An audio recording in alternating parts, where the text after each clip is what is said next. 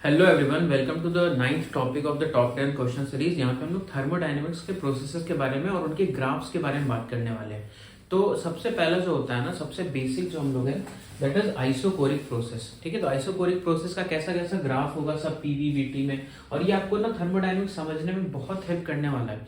तो इस वीडियो को पूरा देखना। आपको एक ग्राफ का ना जो डर है कि ग्राफ कैसे प्रोसेस पहचाने, क्या करे, कैसे कन्वर्ट करे, सारा क्लियर हो जाएगा। ठीक है, ये मेरा गारंटी है। तो आप इस वीडियो को पूरा देखना। देखो, आइसोकोरिक प्रोसेस एक बेसिक आइडिया आपको पता होगा कि आइसोकोरिक वो प्रोसेस होता है जिसमें V जो होता है वॉल्यूम कांस्टेंट होता है। ठीक है, कांस्टेंट वॉल्यूम का जो प्रोसेस होगा उसको हम लोग बोलेंगे आइसोकोरिक। अब इसमें अगर मैं आइडियल गैस इक्वेशन लगाऊं, अच्छा दूसरा चीज फिजिक्स में ना रियल गैस इक्वेशन कहीं पे भी नहीं है, आइडियल पे ही बात करना है। तो आइडियल गैस इक्वेशन अपना क्या है, PV is equals to nRT। अब इसमें सोचो कि वॉल्यूम अगर कांस्टेंट है किसी भी कंटेनर में, जो गैस है उसका वॉल्यूम मैं कांस्टेंट कर दूं, और ये n इंटू आर तो वैसे ही कांस्टेंट होता है और ये V कांस्टेंट, तो अपने यहाँ पे क्या बनेगा, P प्रोपोर्शनल टू T। मतलब कि आइसोकोरिक प्रोसेस में प्रेशर और टेम्परेचर एक दूसरे के डायरेक्टली प्रोपोर्शनल है। मतलब जो चीज प्रेशर के साथ होगा वही टेम्परेचर के साथ होगा, या तो आप बोलो जो टेम्परेचर के साथ होगा वो प्रेशर के साथ होगा। अब इसका क्या मतलब है कि अगर आप प्रेशर बढ़ाओगे तो टेम्परेचर भी बढ़ेगा, अगर आप टेम्परेचर घटाओगे तो प्रेशर भी घटेगा। मतलब आपस में बिल्कुल सेम चेंज होगा। तो ये भी अपने को बहुत हेल्प करने वाला है। तो मैं यहाँ पे एक और चीज लिख लेता हूँ कि अगर इफ P डिक्रीजेस तो T will also decrease. If P will increase तो T will also increase.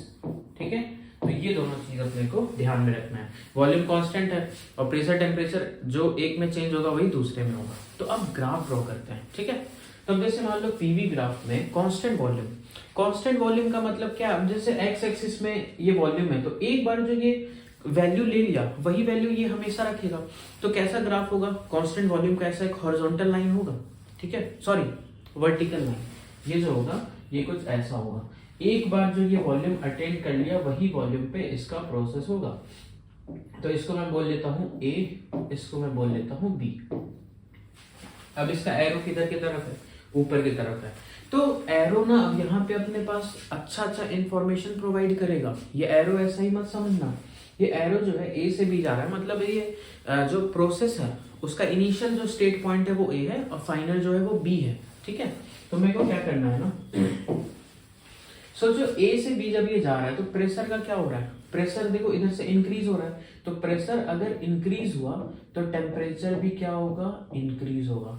तो आपको ये चीज ध्यान रखना है कि A से B जो प्रोसेस है इसमें क्या हो रहा है, प्रेशर बढ़ रहा है और टेम्परेचर भी बढ़ रहा है। ठीक है, और अगर मैं डेल्टा यू का बात करूं ना, डेल्टा यू जो होता है वो चेंज इन इंटरनल एनर्जी होता है। इसको आप याद रखो कि अगर टेम्परेचर बढ़ा तो डेल्टा यू मतलब इंटरनल एनर्जी उसका बढ़ेगा और डेल्टा यू पॉजिटिव होगा। सिंपल टेम्परेचर बढ़ा डेल्टा यू भी बढ़े, मतलब यू बढ़ेगा तो डेल्टा यू पॉजिटिव होगा। तो टेम्परेचर बढ़ रहा है ना तो delta U will be positive. मतलब इस गैस, जो भी गैस को हम यहाँ से यहाँ लेके गए उसका इंटरनल एनर्जी जो होगा वो इंक्रीज हुआ होगा। इसमें अगर ड्रॉ करें तो ये क्या हो जाएगा, देखो कांस्टेंट वॉल्यूम मतलब यहाँ से ये ऐसा करके ये वर्टिकल लाइन हो जाएगा, सॉरी हॉरिजॉन्टल हो जाएगा।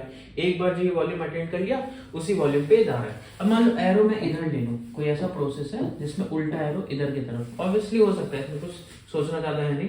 तो A से भी उल्टा एरो। अब उल्टा एरो अगर मैं प्रेशर का देखूं तो देखो P जो है वो पीछे की तरफ आ रहा है तो P घट रहा है। P घटा तो ये किसको घटाएगा, T को, और T अगर घटा तो इंटरनल एनर्जी घटेगा, मतलब डेल्टा यू जो होगा ना वो लेस देन 0 आ जाएगा। Internal energy of the gas decreases. ठीक है, इसमें आता है टीवी में। तो टीवी में कैसा ग्राफ बनेगा, टीवी में जो ग्राफ बनेगा वो फिर से V इधर है तो एक बार जो वॉल्यूम अटेंड कर लिया वही रखेगा। अच्छा आप ना इसमें दिमाग मत लगाना कि ये एरो कहाँ से आ रहा है, ये मैं खुद से दे रहा हूँ। ये दोनों में से कुछ भी हो सकता है। जैसे यहाँ पे मैं एरो नीचे दे दूंगा तो ये इनिशियल अपना A से यहाँ फाइनल अपना B तक आया है। ठीक है, A से B। अब आप देखो कि जब ये A से B आया तो टेम्परेचर का क्या हो रहा है, तो टेम्परेचर जो है वो डिक्रीज हुआ। टेम्परेचर डिक्रीज हुआ तो प्रेशर भी डिक्रीज होगा, और टेम्परेचर अगर डिक्रीज हो रहा है तो डेल्टा यू क्या हो जाएगा, delta U will be less than 0। ठीक है, इसमें आता है, इसमें कांस्टेंट वॉल्यूम, तो ये कैसा ग्राफ बन जाएगा, ये कुछ इस तरीके का बनेगा। ठीक है, ये ऐसा ग्राफ बनेगा। फिर से एरो में मान लो इधर की तरफ दे देता हूँ ऐसा। तो आप सोचो कि टेम्परेचर का क्या हो रहा है, टेम्परेचर जो है वो बढ़ रहा है। टेम्परेचर बढ़ेगा तो साथ में किसको बढ़ाएगा, प्रेशर, और टेम्परेचर अगर बढ़ा है तो डेल्टा यू क्या हो जाएगा, ग्रेटर देन जीरो पॉजिटिव, मतलब इंटरनल एनर्जी भी बढ़ जाएगा। ठीक है। अब एक चीज आपको याद रखना है ना कि आइसोकोरिक प्रोसेस में जो गैस का वर्क होता है, कभी भी गैस जो वर्क करता है आइसोकोरिक में वो जीरो होता है। आप सोचो ना कि एक कंटेनर है, वो गैस हर तरफ फोर्स लगा रहा है लेकिन किसी चीज को डिस्प्लेस नहीं कर पा रहा है, डिस्प्लेस नहीं कर पा रहा है तभी तो उसका वॉल्यूम नहीं बढ़ रहा है ना। तो डिस्प्लेसमेंट ही अगर नहीं है तो वर्क तो जीरो होगा। तो वर्क डन बाई गैस, और ये अपने बहुत काम का रिजल्ट है, इक्वल टू हो जाएगा जीरो। ये बहुत इंपॉर्टेंट रिजल्ट हो जाएगा अपने आइसोकोरिक का। ठीक है। तो डेल्टा यू आपको फॉर्मूला अगर याद नहीं तो डेल्टा यू भी मैं लिख दे रहा हूँ। डेल्टा यू जो होता है वो होता है N F R delta T divided by 2, जहाँ पे N number of moles, F degree of freedom, R अपना gas constant, delta T change in temperature, और ये 2 तो आपको पता ही है। तो ये डेल्टा यू का फॉर्मूला होता है, और ये किसी भी प्रोसेस का डेल्टा यू, ऐसा नहीं इसके लिए, किसी भी प्रोसेस का ये होगा। और फर्स्ट लॉ ऑफ थर्मोडायनेमिक्स है, अपने को क्या पता है कि heat given to the system will be equal to change in internal energy plus work done by the gas. तो यहाँ पे work done by the gas क्या हो जाएगा, जीरो के बराबर। तो अपना heat given to the system कितने के बराबर आएगा, डेल्टा यू।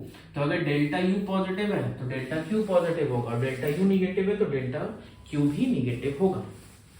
चलो इसका लास्ट ग्राफ पे बात करते हैं। पीटी ग्राफ आखिर इसका कैसा होगा। अच्छा, कभी भी तुम टेम्परेचर लेते हो ना तो ये केल्विन में, इसका स्केलिंग जो रहता है वो केल्विन में रहता है, तो ये 0 केल्विन होगा। तो 0 केल्विन तो कभी कोई अटेंड नहीं कर सकता, इसलिए यहां से स्टार्ट नहीं करना है। अब सोचो आइसोकोरिक में P और T क्या है, एक दूसरे के प्रोपोर्शनल। तो अगर मैं यहाँ पे हल्का दिमाग लगाऊं ना तो ये एक दूसरे के प्रोपोर्शनल है, तो P इज इक्वल्स टू, क्या मैं NR/V इंटू टी लिख सकता हूँ। PV इक्वल्स टू NRT में V नीचे ले जाओ और प्लस 0 लिख दो, प्लस 0। तो देखो इसको आप कंपेयर करो y is equals to mx plus c से। तो स्लोप जो आया वो nr/v आया और इंटरसेप्ट 0 आया। तो इंटरसेप्ट 0 मतलब ऑरिजिन से पास करेगा और स्लोप तो पॉजिटिव है। इसका मतलब ये ना कुछ ऐसा स्ट्रेट लाइन होगा, ऑरिजिन से पास करता हुआ एक स्ट्रेट लाइन जिसका नॉन जीरो स्लोप है। तो स्लोप जो यहाँ पे आया है that is equals to nr/v। अब यहाँ पे एक चीज ध्यान रखना कि वॉल्यूम और स्लोप जो है ना वो एक दूसरे के इनवर्सली है। मतलब अगर मैं वॉल्यूम को बढ़ाऊं तो m जो होगा वो घटेगा, स्लोप विल डिक्रीज और इंक्रीजिंग द वॉल्यूम।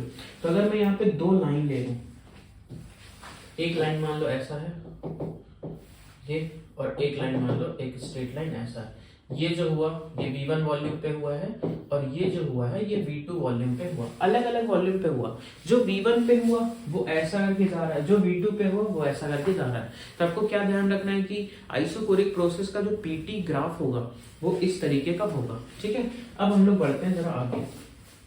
अब आपको बताना है कि V1 V2 में कौन ज्यादा होगा। तो आप यहाँ ध्यान से देखो कि जिसका स्लोप कम है ना उसका वॉल्यूम ज्यादा होगा। तो अगर मैं इसका स्लोप m1 मान लूं, इसका स्लोप m2 मान लो, तो स्लोप किसका ज्यादा दिख रहा है, जो ज्यादा ऊपर है उसका ही तो tan थीटा ज्यादा होगा। तो यहाँ पे क्या दिख रहा है कि as m1 is greater than m2 therefore volume किसका ज्यादा हो जाएगा, v2 का। जिसका स्लोप कम है तो वॉल्यूम जो ज्यादा हो जाएगा वो हो जाएगा v2 का। तो v2 will be greater than v1। तो ये कंप्लीट एक आइसोकोरिक प्रोसेस आपके लिए हुआ। उसमें पीटी ग्राफ मोस्ट इंपॉर्टेंट है कि अगर पीटी ग्राफ बनाना है ना और वॉल्यूम कांस्टेंट है तो अब ये ऐसा और ऐसा तो बनेगा नहीं, क्योंकि ऐसा बनेगा जब नीचे v रहेगा और ऐसा बनेगा जब y में v रहेगा। अब इन दोनों में कोई भी v नहीं है तो आप ऑरिजिन से लाइन एक पास करा दो, वही आपका आइसोकोरिक होगा। और 3-4 लाइन दिया हुआ है, उसमें पता करना है किसका वॉल्यूम कम होगा, किसका वॉल्यूम सबसे ज्यादा होगा। तो जो सबसे नीचे स्लोप वाला होगा, सबसे कम स्लोप वाला, उसका वॉल्यूम सबसे ज्यादा हो जाएगा। तो ये आइसोकोरिक है। तो इसको मैं एक क्वेश्चन के जैसा ट्रीट कर रहा हूँ। ठीक है, ये जो कॉन्सेप्ट है। अब आता है दूसरा प्रोसेस पे, दैट इज आइसोबारिक। आइसोबारिक क्या होता है, आइसोबारिक जो होता है वो कांस्टेंट प्रेशर, मतलब जो भी प्रोसेस अगर कांस्टेंट प्रेशर पे हुआ तो that is known as isobaric. ठीक है। इसमें भी आते हैं, इसमें लगाओ PV इक्वल्स टू nRT। तो अगर यहाँ पे मैं लगा दूं PV is equals to nRT, ठीक है, PV इक्वल्स टू nRT। तो यहाँ से देखो P तो कांस्टेंट है, सेम चीज आने वाला है जो अभी आइसोबारिक में आया। P कांस्टेंट है, nR कांस्टेंट है, तो V will be proportional to T। तो वी टी के प्रोपोर्शनल है। इसका क्या मतलब है कि जो चीज आप वॉल्यूम के साथ करोगे वही चीज किसके साथ होगा, टेम्परेचर के साथ। तो अगर मैं वॉल्यूम को बढ़ा दूं, इफ V इंक्रीजेस तो T भी क्या होगा, इंक्रीज करेगा।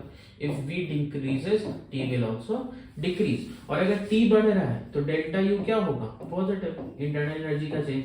और T घट रहा है तो डेल्टा U हो जाएगा नेगेटिव। ठीक है, याद रहेगा। और इसमें वर्क डन बाय गैस का फॉर्मूला आप याद रखो। वर्क डन बाय गैस जो होता है वो होता है P डेल्टा P, या तो आप इसको और चेंज कर सकते हो NR डेल्टा T। ठीक है, और डेल्टा U का अपना वही फॉर्मूला होता है, डेल्टा U हो जाएगा M FR/2 into delta T। और from first law of thermodynamics delta Q is equals to delta U plus W। ठीक है, तो यहाँ पे डेल्टा U पुट कर दो, W पुट कर दो, तो दोनों को ऐड कर देना तो डेल्टा Q आ जाएगा। अब इसका पीवी ग्राफ ड्रॉ करते हैं आइसोबारिक का।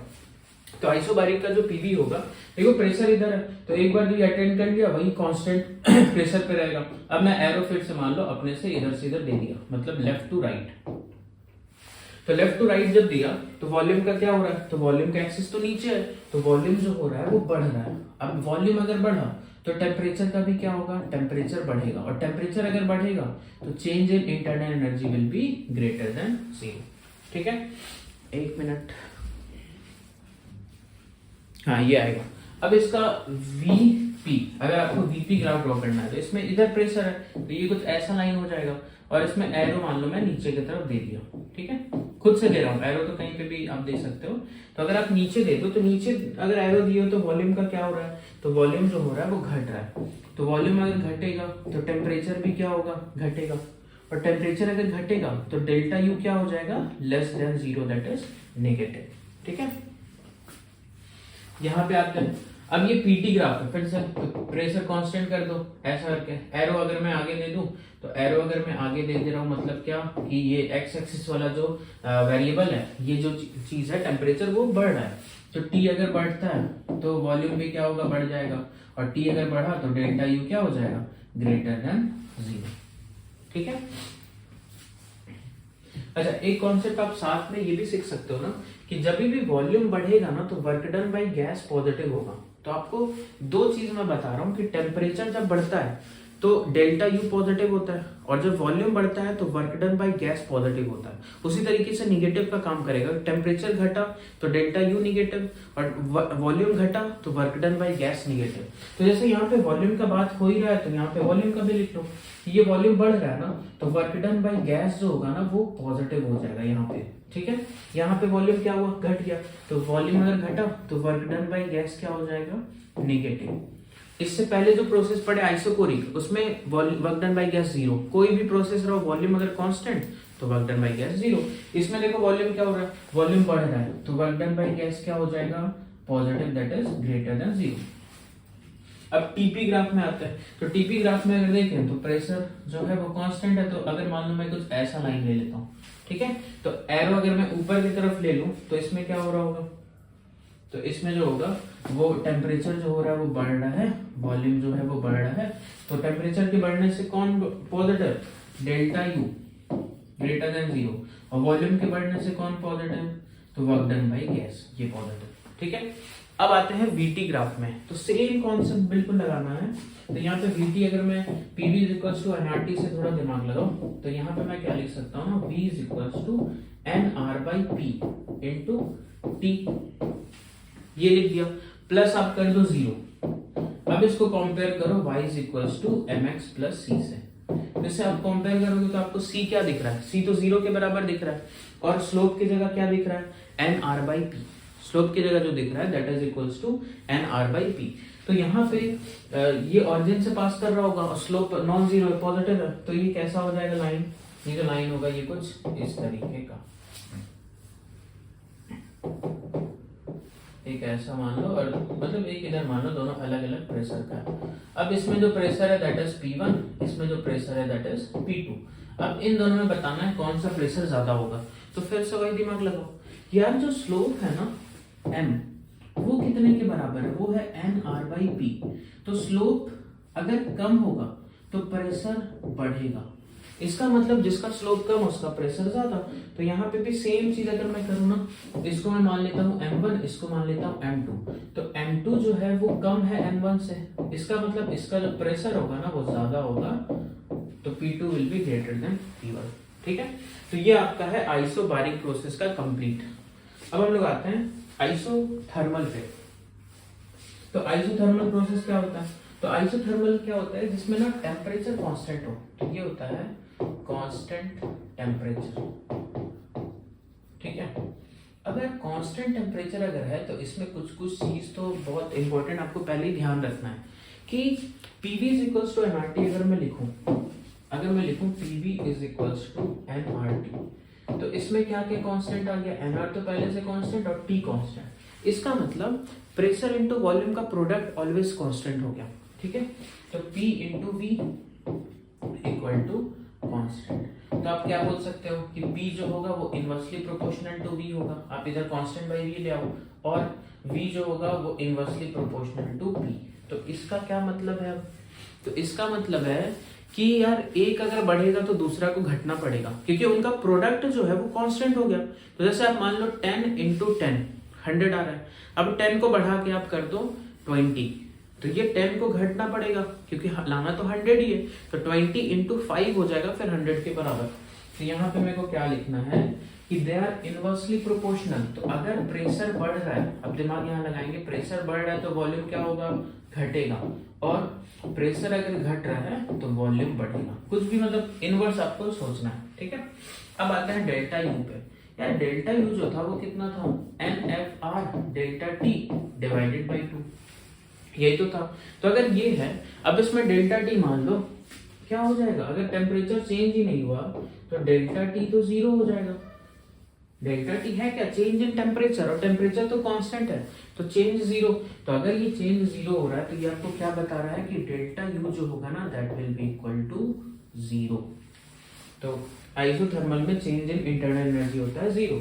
अच्छा, यहां से एक और चीज मैं लिख सकता हूं कि किसी भी जगह का प्रेशर मतलब P1 V1 किसी दूसरे जगह का प्रेशर इनटू वॉल्यूम के बराबर होगा। तो P1 V1 will be equal to P2 into P2। ठीक है, अब जरा आते हैं इसमें वर्क डन। तो वर्क डन बाई गैस जो इस केस में होता है ना वो होता है formula nRT ln V final by V initial. ये और एक और फॉर्मूला होता है, अगर आप प्रेशर में कन्वर्ट करना चाहो तो ये हो जाएगा nRT ln PI by PF। तो आपको रेशियो अगर वॉल्यूम का लेना है तो ऊपर फाइनल रखना है, प्रेशर का लेना है तो ऊपर रखना है इनिशियल। और ये nRT T जो है वो टेम्परेचर जिस पे वो प्रोसेस हुआ, क्योंकि टेम्परेचर कांस्टेंट है तो एक कांस्टेंट टेम्परेचर पे हो रहा होगा, तो this is this temperature T। तो ये है अपना constant temperature that is isothermal. तो PV कांस्टेंट होगा तो P1 V1 equals to P2 V2। दूसरा कि इनवर्सली होगा, एक बढ़ेगा तो दूसरा घटेगा। फिर तीसरा डेल्टा U 0 होगा। ठीक है, ये सारा पॉइंट करके आप नोट कर लो कि पहला तो ये हो गया, दूसरा इनवर्सली, तीसरा डेल्टा यू जो होगा वो, and fourth is the work done by the gas. ठीक है, अब यहाँ पे आते हैं, इसका टीवी ग्राफ हम लोग ड्रॉ करते हैं। तो इसका जो टीवी ग्राफ होगा, इससे मिनट इसको मैं बस सिलेक्ट कर लूं। हाँ, इसका टीवी ग्राफ कैसा होगा? टेम्परेचर कांस्टेंट है ना, तो टेम्परेचर अगर कांस्टेंट है तो ये कुछ ऐसा हो जाएगा। ठीक है, अब एरो मैं खुद से देता हूं। तो एरो अगर मान लो मैं इधर दे दिया, अब ध्यान से यहाँ जरा, एरो अगर मैं इधर दे रहा हूं तो क्या चीज बढ़ रहा है इस एरो के कारण? ये वॉल्यूम इधर की तरफ जा रहा है। तो वॉल्यूम अगर बढ़ेगा तो प्रेशर क्या होगा? घटेगा, क्योंकि इनवर्स है ना। तो यही आइसोथर्मल में दिमाग लगाना। आइसोथर्मल में क्या होगा? एक बढ़ेगा तो दूसरा घटेगा। अब आते हैं VT में। तो VT में मैं अगर सोचूं तो VT में कैसा बनेगा? जो टेम्परेचर है उसको सीधा कर दो ऐसा, तो टेम्परेचर में कुछ ऐसा बन जाएगा। और यहाँ पे भी एरो अगर मान लो ऊपर में दिया तो वॉल्यूम क्या हो रहा है? बढ़ रहा है। इधर से वॉल्यूम बढ़ रहा है तो प्रेशर क्या हो रहा होगा? घट रहा होगा। ठीक है, इस टीपी में आते हैं। तो इस टीपी में अगर मैं एरो ऐसा दे दूं और आगे की तरफ, ठीक है, बनेगा तो ऐसे ही कांस्टेंट टेम्परेचर। अब इस केस में देखो प्रेशर का क्या हो रहा है? तो प्रेशर जो है वो बढ़ रहा है, तो वॉल्यूम क्या हो रहा होगा? घट रहा होगा।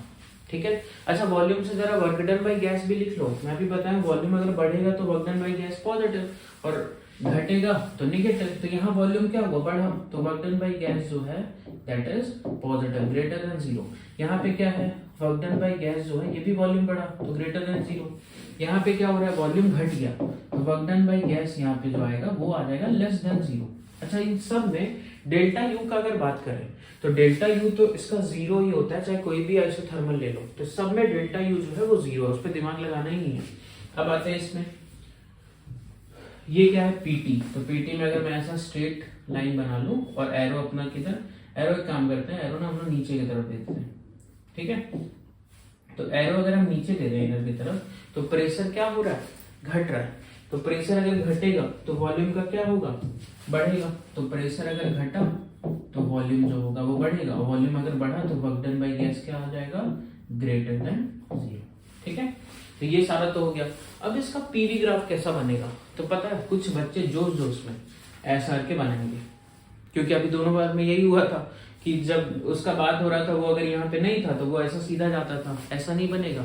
यहाँ पे P इंटू वी कॉन्स्टेंट है ना, तो एक बढ़ रहा है तो दूसरा घट रहा है, तो दोनों एक साथ थोड़ी बढ़ सकता है इससे।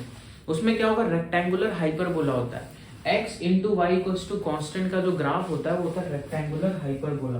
तो ये बनेगा कुछ इस तरीके का, मतलब ऐसा, ये कुछ ऐसा करके बनेगा। तो इसका एरो में इधर दे दिया, तो अगर मान लो एरो में इधर दिया हूं तो वॉल्यूम क्या हो रहा है, बढ़ते जा रहा है, और प्रेशर क्या हो रहा है, घटते जा रहा है, ठीक है।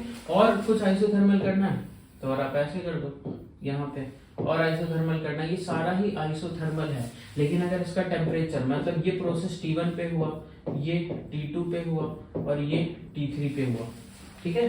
तो ये आइसोथर्मल है जो 3 डिफरेंट टेम्परेचर पे, तीनों आइसोथर्मल है। अब इन तीनों में से कौन ज्यादा टेम्परेचर होगा, तो पता है इसका आपको मैं एक ट्रिक बताता हूँ जो आपको शायद पहले से भी अलग अलग कॉन्सेप्ट से पता होगा।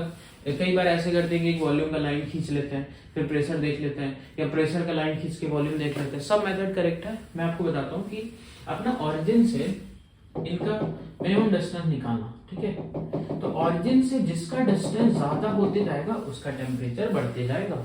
तो ऑरिजिन से ज्यादा दूर कौन है सबसे, T3 का ग्राफ, फिर कौन है T2 का, फिर T1 का। तो जो जितना ज्यादा दूर उसका उतना टेम्परेचर। तो यहाँ पे आपको लिखना क्या है कि T3 is greater then T2 is greater then T1, so this is the temperature. तो इन तीनों को मैं 3 क्वेश्चन मान रहा हूँ, ठीक है। ये जो कॉन्सेप्ट है, क्योंकि अच्छा खासा कॉन्सेप्ट आपको सीखने को मिला है, ठीक है। अब हम लोग जरा करते हैं इसके एक्चुअल क्वेश्चन की, कन्वर्जन ऑफ ग्राफ्स जो होता है वो कैसे होता है। तो आई होप इससे आपका बेसिक बहुत ही स्ट्रांग हुआ है, ठीक है। तो अब आते हैं क्वेश्चन पे। जैसे मान लो इसमें ना सारे प्रोसेस का नाम बताना है, ये जो 4th क्वेश्चन है, तो ट्राई करो तो यार शायद आप लोग ना बता लोगे। A से B जो मैं जा रहा हूँ, A से B देखो, तो A से B में क्या कॉन्स्टेंट है, A से B में है टेम्परेचर कांस्टेंट। देख लो ये T है ना, तो ऐसा करके जा रहा हूं तो ये चीज तो कांस्टेंट हो गया। तो ये कैसा, इसका नाम क्या हो जाएगा, तो आइसोथर्मल, ठीक है। उसके बाद आप देखो B से C, तो B से C जो होगा उसमें क्या कांस्टेंट हो गया, उसमें कांस्टेंट हो गया प्रेशर, और A से B में हो गया था टेम्परेचर। तो B से C जो प्रोसेस हो गया that is happening at constant pressure, तो इसका नाम हो जाएगा आइसो बारिक, ठीक है। अब C से A जब आप आ रहे हो ना इधर की तरफ, C से A जब आप आ रहे हो तो आप देखो कि ये PT ग्राफ है और एक लाइन जो है वो ऑरिजिन से पास करता हुआ लग रहा है। तो ऐसे में क्या होता है, आइसोकोरिक। यही तो मैं बताया हूं कि 2 ऐसा करके ग्राफ दिया हुआ है P और T में, और अगर बीचों बीच लाइन ऑरिजिन से पास करता हुआ जाए तो उसमें कांस्टेंट वॉल्यूम होगा। तो A से C या C से A आप बोल लो, ये जो प्रोसेस है इसमें वॉल्यूम कांस्टेंट है, तो ये कैसा हो गया, तो दिस इज आइसोकोरिक। तो आई होप इसमें आपको कंफ्यूजन नहीं हुआ होगा, आप दूसरे भी ग्राफ्स का नाम आराम से बता सकते हो। अब मेरे को करना क्या है ना, यहाँ पे देखो सेम तरीके का एक VT ग्राफ दिया हुआ है, इसको कन्वर्ट करना है PV में, ठीक है। अब यहाँ कन्वर्जन में थोड़ा सा दिमाग लगाते हैं, क्योंकि ये उतना आसान नहीं होता है, क्योंकि जिसका ये बेसिक वाला पार्ट क्लियर है कि कैसे कैसे प्रेशर और वॉल्यूम का चेंज होगा, वो तो इसको आराम से बना पाएगा, ठीक है। तो जरा हम लोग आते हैं इसके ग्राफ की कन्वर्जन में। तो अपने को कौन सा ग्राफ बनाना, अपने को बनाना है PV, ठीक है। तो ये अपना P हो गया and this is our volume. अब आप स्टार्ट करो A से B। A से B जो प्रोसेस है वो कैसा प्रोसेस है, ए से बी जो प्रोसेस है दैट इज आइसोथर्मल। तो पहले तो यहाँ पे हम पहचानते हैं कि ये तो कांस्टेंट टेम्परेचर हो गया और वॉल्यूम क्या हो रहा है, इधर देखो वॉल्यूम बढ़ रहा है, तो वॉल्यूम बढ़ रहा है तो प्रेशर को घटना पड़ेगा। आइसोथर्मल में यही तो होता है। तो पहले ना आप एक आइसोथर्मल का लाइन यहाँ पे बनाओ, एरो बाद में देना, ऐसा करके मैं एक लाइन बना लिया, ठीक है। अब करना क्या है, वॉल्यूम जो होगा वो बढ़ेगा, तो यहां से यहां तक आएंगे तो वॉल्यूम देखो बढ़ रहा होगा। तो इस एरो को आप ऐसा रख के दे दो, and this point is A and this point is B, ठीक है। ए से बी जाने में क्या हो रहा है, वॉल्यूम जो है वो बढ़ रहा है, ठीक है। अब आप देखो बी से सी, बी से सी जब आप जा रहे हो तो ये कौन सा प्रोसेस है, तो ये है कांस्टेंट वॉल्यूम, ये हो गया कांस्टेंट वॉल्यूम। तो जो वॉल्यूम ये बी पे अटेंड कर लिया वही वॉल्यूम ये पूरा का पूरा प्रोसेस में इसके पास रहने वाला है, ठीक है। और इस चीज में देखो बी से सी जब हम जा रहे हैं तो टेम्परेचर का क्या हो रहा है, बढ़ रहा है। तो यहाँ पे टेम्परेचर बढ़ रहा है, इसका मतलब प्रेशर भी बढ़ेगा। आइसोकोरिक में यही तो होता है, टी बढ़ा तो पी बढ़ा। तो आपको क्या करना है, इस जगह से कांस्टेंट वॉल्यूम का एक लाइन खींचना है और किधर की तरफ जाना है, प्रेशर बढ़ाते हुए, तो ऊपर की तरफ। तो यहाँ पे जो ग्राफ बनेगा ना वो कुछ ऐसा ऊपर आता हुआ, ठीक है, इस तरीके का, क्योंकि प्रेशर बढ़ा और कांस्टेंट वॉल्यूम है। अब देखो सी से ए, सी से ए कैसा प्रोसेस है, तो वीटी ग्राफ में कोई लाइन अगर ओरिजिन से पास कर रहा है तो वो कैसा होगा, तो वो होगा आइसोबारिक, मतलब कांस्टेंट प्रेशर। अब आपको पता है, थोड़ा सा लॉजिक ये लगाना है कि अगर ये जो है वो क्लोज लूप है, मतलब ये ऐसा प्रोसेस हो गया क्लोज साइकिल, ठीक है। तो इसमें क्या हो गया कि जहां से स्टार्ट हुआ वापस वहीं पे आ रहा है। तो इसको आप किसी भी ग्राफ में कन्वर्ट करो, सब जो होगा वो क्लोज बनेगा। तो इसको क्लोज बनाना है और लास्ट वाला प्रोसेस कैसा, आइसोबारिक। आइसोबारिक मतलब ऐसा लाइन होगा। तो आप ना इसको बढ़ा के ना इसके जस्ट सामने लाके रोकना, ये नहीं कि ऊपर चले गए ऐसा, तो इसके सामने लाके रोक दो और फिर इसको ऐसा मिला दो, ये ऐसा, ठीक है। तो ये ए से बी आइसोथर्मल, फिर बी से सी आइसोकोरिक और फिर सी से ए आइसोबारिक। तो ये आपका इस ग्राफ का इसमें कन्वर्जन हो गया, ठीक है। तो आई होप ये समझ आया होगा। इसका कन्वर्जन मैं आपके ऊपर छोड़ रहा हूं, आपको पता है क्या करना है, उसको ड्रॉ करके और उसको अगर हो सके तो कमेंट में वो जो आप ड्रॉ किए हो ना उसको फोटो अगर आ जाए तो बेहतर है। फिर इस चीज को मैं आप पे छोड़ रहा हूँ, देख लो पीटी ए से, जैसे आप ऊपर मान लो कि ये हो गया बी, फिर बी से सी इधर और सी से डी इधर। अगर आप इसको सच में बना लिए तो आपको ग्राफ का जितना भी डर है सब खत्म हो जाएगा। ये ए से बी पहचानो, टेम्परेचर कांस्टेंट आइसोथर्मल, बी से सी आइसोबारिक, सी से डी आइसोथर्मल और डी से ए जो है वो आइसोकोरिक हो जाएगा। तो बहुत ही शानदार ग्राफ बनेगा इसका, जब आप पीवी में ड्रॉ करोगे ना तो बहुत शानदार ग्राफ बनेगा। तो आप इसको ट्राई करना, ठीक है। और किसी ना किसी तरीके से ट्राई करना कि वो आंसर मेरे तक पहुंचाने का, या तो इंस्टाग्राम में, या तो टेलीग्राम में, या तो फिर यहाँ पे यूट्यूब में कमेंट करना, ठीक है। अब आते हैं एडियाबैटिक प्रोसेस में। तो देखो एडियाबैटिक प्रोसेस जो होता है ना उसमें क्या होता है कि जो सिस्टम का मतलब हीट होता है वो ना तो बाहर जा पाता है और ना सिस्टम को बाहर से हीट मिल पाता है। तो दोनों तरफ से इसका फ्लो ऑफ हीट जो होता है ना वो बंद रहता है। तो बंद रहता है तो ना तो ये हीट ले पा रहा है ना तो हीट ये दे पा रहा है। तो डेल्टा क्यू क्या हो जाएगा, 0 के बराबर, ठीक है। और क्वेश्चन में कैसे पहचाने कि एडियाबैटिक, क्योंकि क्वेश्चन में केवल लिखता नहीं है डायरेक्ट, तो पता है क्या होगा, ये आपको दे देगा कि इंसुलेटेड कंटेनर, आइसोलेटेड कंटेनर, बहुत सारा टर्म्स इसमें यूज कर लेगा। तो अगर आप कोई आइसोलेटेड कंटेनर ले लो तो उसमें वैसे ही क्या होगा, हीट का तो फ्लो होगा नहीं, ठीक है। तो अगर यहाँ पे इंसुलेटेड वर्ड यूज कर दिया इट मीन्स कि वो आपको हिंट दे रहा है कि आप इसको ना कंटेनर को एडियाबैटिक मान के या उसके अंदर के प्रोसेस को एडियाबैटिक मान के आगे बढ़ो। तो इस प्रोसेस में जो होता है वो डेल्टा क्यू अपना 0 होता है। अब डेल्टा क्यू जब 0 होता है ना तो इसका इक्वेशन जो निकलता है प्रूफ होके वो आता है PV power gamma equals to constant, PV power gamma is equals to constant, ठीक है। अभी के लिए तो इसको याद रखो, इसका एक शानदार सा प्रूफ है। गामा क्या है, तो गामा होता है Cp by Cv, it is the ratio of specific heat at constant pressure and volume, Cp by Cv। अब Cp और Cv को जब हम पुट करेंगे तो ये आता है F+2 डिवाइडेड बाई F, मतलब F जो है वो यहाँ पे डिग्री ऑफ फ्रीडम है। तो जैसे डायटोमिक हो जाए, मैं यहाँ पे कुछ कुछ का डिग्री ऑफ फ्रीडम लिख दे रहा हूँ जिससे आपको उसका गामा निकालने में दिक्कत ना हो। डायटोमिक का जो F होता है वो 5 होता है, और डायटोमिक का एग्जाम्पल क्या हो गया, 2 O2 N2 H2, ठीक है। फिर मोनो एटॉमिक का, मोनो एटॉमिक जो होगा, मोनो एटॉमिक, इसका जो F होगा वो 3 के बराबर होता है। This is the degree of freedom.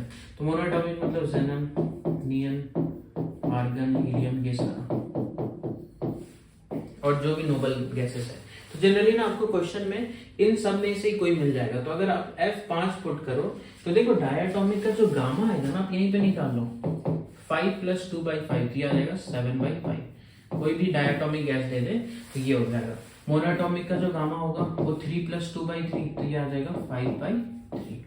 तो आपको करना क्या है, पीवी पावर गामा जो होगा वो कांस्टेंट हो जाएगा, ठीक है।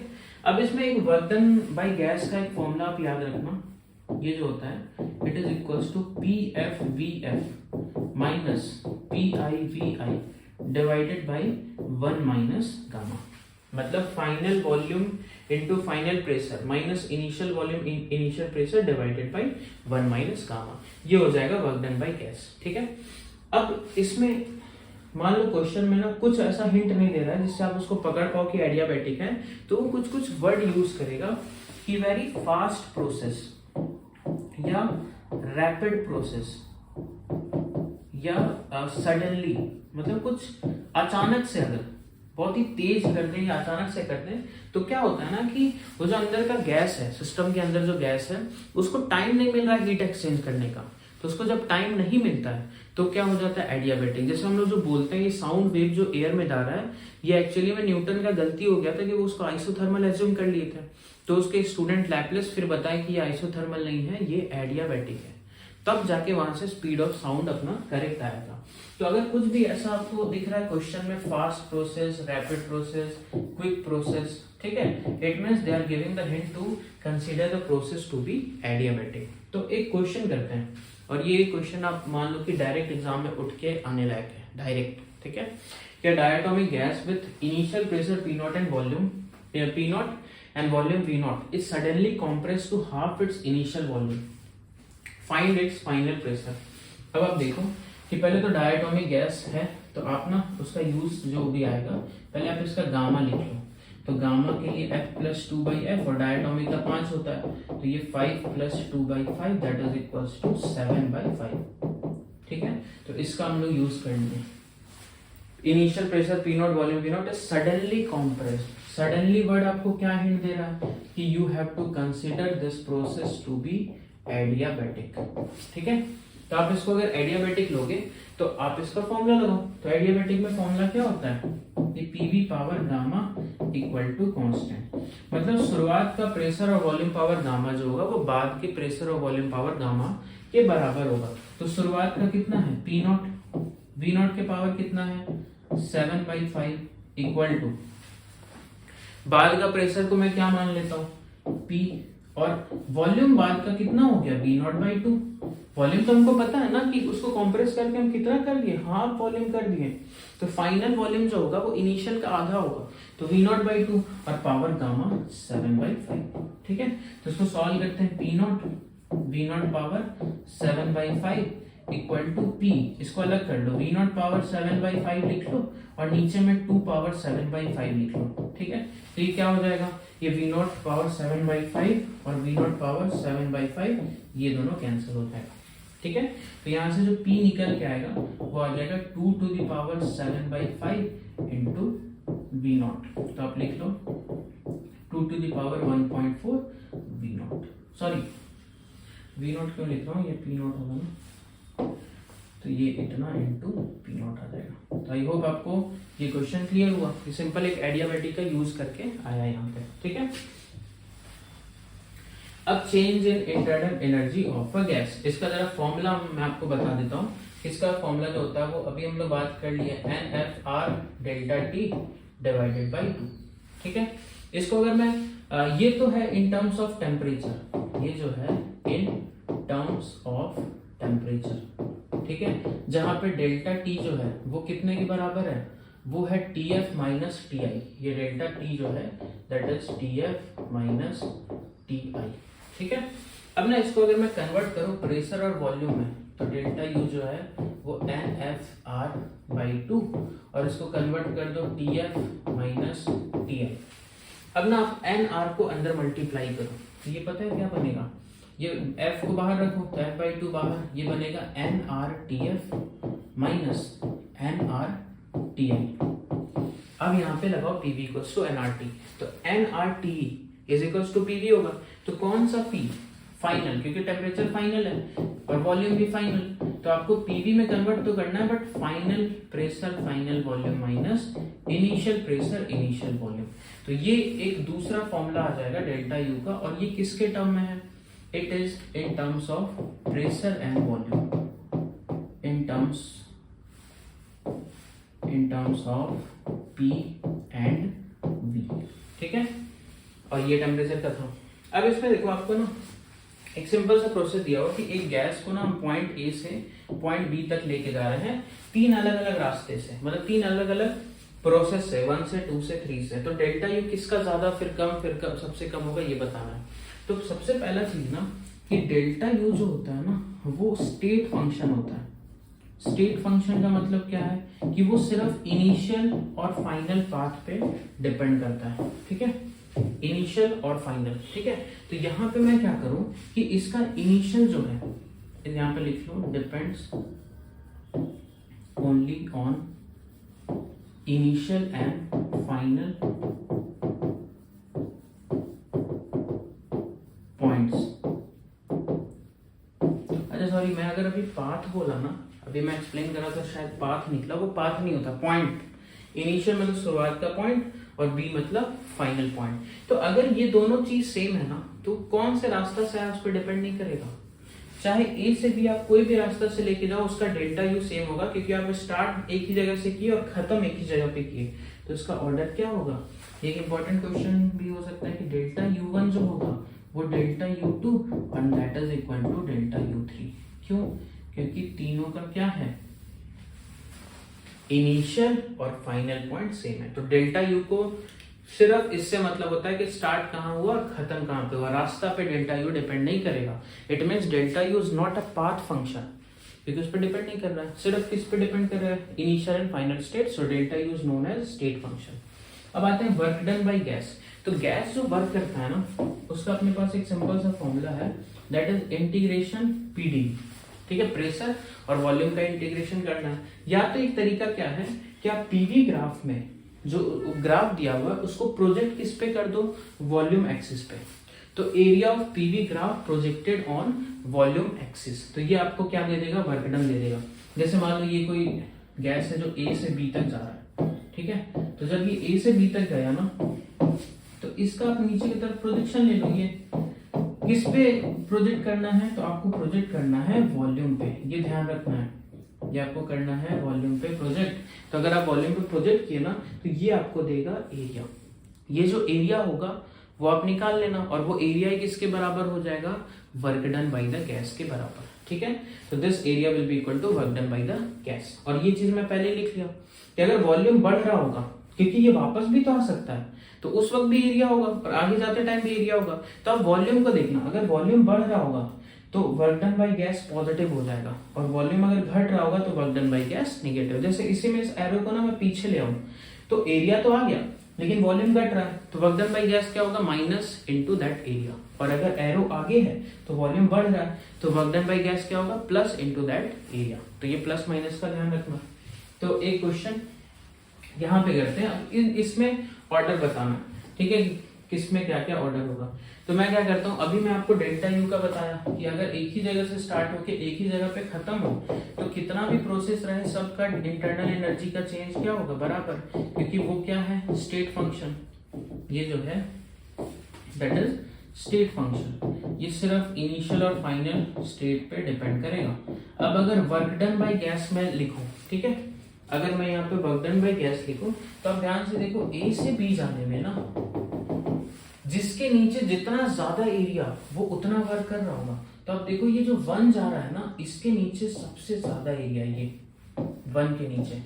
फिर जो 2 गया, यहाँ से यहाँ जो 2 वाला गया है, उसके नीचे जो एरिया है वो थोड़ा सा कम है, और जो 3 वाला पाथ फॉलो किया है यहाँ से यहाँ, इसके नीचे जो एरिया है ये सबसे कम है। तो सोचो वर्क डन तो एरिया पे डिपेंड करता है, मतलब पाथ पे डिपेंड करता है, तो उसके नीचे का एरिया, तो वर्क सबसे ज्यादा कौन कर रहा है, तो पहले वाले पाथ में। उससे ज्यादा वर्क किस में हो रहा है, तो सेकंड वाले में, और सबसे कम वर्क किस में हो रहा है, थर्ड वाले में। क्यों ऐसा हुआ, क्योंकि work done is a path function. आप इसको नोट करके लिख लो। अब मेरे को बताना है कि डेल्टा क्यू का क्या हो रहा होगा। तो फर्स्ट लॉ ऑफ थर्मोडायनेमिक्स से मैं डेल्टा क्यू को क्या लिख सकता हूँ, डेल्टा यू प्लस डब्ल्यू। ठीक है, अब यार ऑर्डर सोचो जरा, कितना सिंपल हो गया। डेल्टा यू सबका बराबर है, इसका मतलब अगर डब्ल्यू ज्यादा होगा तो डेल्टा क्यू भी क्या होगा, ज्यादा होगा, क्योंकि एक सेम क्वांटिटी में इसको ऐड कर रहे हैं, और ये अगर बढ़ते जाएगा तो रिजल्ट भी बढ़ेगा। तो डब्ल्यू का जैसा ऑर्डर है यही ऑर्डर किसका होगा, हीट वाले का। तो we can write that delta Q1 पहला प्रोसेस में जो हीट दिए वो ज्यादा होगा दूसरे प्रोसेस के हीट, और वो ज्यादा होगा तीसरे प्रोसेस का। ठीक है, तो आई होप कि आपको ये चीज समझ आ रहा है। और फिर मैं आपके लिए छोड़ रहा हूँ एक question, that is question number 10। ठीक है, इसमें क्या हुआ, ए से बी वो गया, और ए से बी जब गया तो एक बार वो 1 रास्ता फॉलो किया, तो 1 में जाने के लिए जो हीट हम उसको दिए वो 230 है, मतलब डेल्टा क्यू आपको दिया हुआ है। वो वर्क कितने का किया, 140 का। तो डेल्टा क्यू और डब्ल्यू दिया हुआ है, तो आप डेल्टा यू निकाल लो। और जब वो ए से बी दूसरे रास्ते से गया तो उसको हीट दिए 190 का, तो वर्क कितना कर रहा होगा। तो इसमें एक छोटा सा ट्रिक लगाना है। डेल्टा यू तो आपको पता है सेम होगा, क्योंकि गया तो यहां से स्टार्ट होके यहां से यहां तक गया, इसका मतलब डेल्टा U1 और delta U2 they will be equal, ये तो बराबर ही होगा। तो आपको बस यही सोचना है कि इससे आखिर में आंसर तक कैसे जाऊं। तो ये वाला जरा कॉन्सेप्ट लगा देना, डेल्टा यू इक्वल टू, मतलब delta Q equal to delta U plus W, तो आपका आंसर इससे आ जाएगा। तो मैं आपके लिए 2 चीज छोड़ा हूँ। अगर वो ग्राफ वाला आपका कमेंट में नहीं आ पा रहा है या आपको वो समझ नहीं आ रहा है, तो एटलीस्ट इसका आंसर कमेंट में जरूर बताना। ठीक है, तो चलो मिलते हैं अगले वीडियो में।